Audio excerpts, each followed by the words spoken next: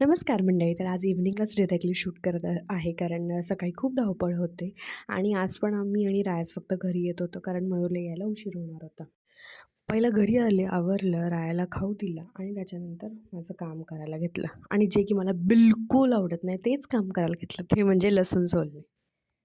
इकडे मी लसूण सोलत रायाशी गप्पा मारत होते कारण त्याला आजकाल गप्पा मारायला खूप आवडतात. एखादी गोष्ट पाहिजे असेल तर करून तो इशारा करून मला ते सांगत असतो. लसूण सोलून झाल्यानंतर भाजी करायला घेतली. पहिला भाजीची तयारी केली. सगळ्या गोष्टी कट करून घेतल्या आणि मग भाजी पण टाकून घेतली. लगेचच भाकरी करायला घेतला कारण मला माहिती होतं, की जेव्हा भाऊजी जिमला जातील तेव्हा मी आणि राया एकटंच असेल आणि राया मला हे सगळं काय करून देणार नाही पटपट.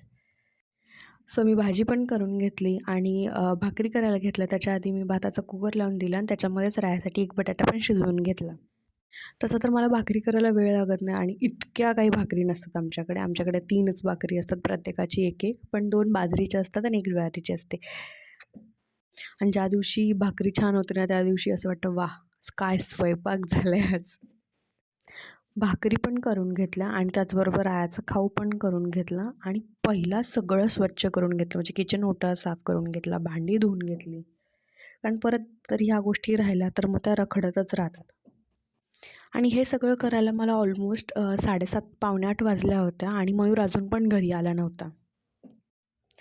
मग विचार केला की सगळं आवरलंच आहे, तर आधी रायाला अंघोळ घालून घ्यावी आणि नंतर त्याला खाऊ चारावा.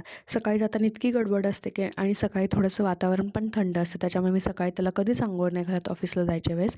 त्याला संध्याकाळी आल्यानंतर माझा स्वयंपाक वगैरे झाल्यानंतर मग आम्ही अंघोळ घालतो. त्याला अंघोळ घातली आणि त्याला पहिला खाऊ चारून घेतला. पण त्याने खाऊ खायला 1 तास लावला पूर्ण.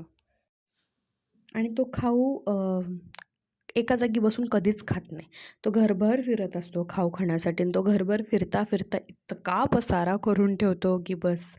आणि त्याच्यानंतर मी त्याला खाऊ चारला, त्याला झोपवायला गेले, पण त्याच्या आधी हा इतका सारा पसारा पडलेला सगळा मी आवरून घेतला. त्याला झोपवलं आणि तोपर्यंत खूप जोराचा पाऊस चालू झाला. इतका जोरात पाऊस होता आणि खूप साऱ्या विजा होत्या आणि त्यामध्येच लाईट पण गेली होती. आणि ह्या पावसामुळे मयूरला यायला फारच उशीर झाला. तो ऑलमोस्ट रात्री 11:30 वाजता आला. त्याच्यानंतर त्यांनी जेवण केलं आणि मग त्याच्यानंतर आम्ही झोपी गेलो. So thank you for watching. Bye.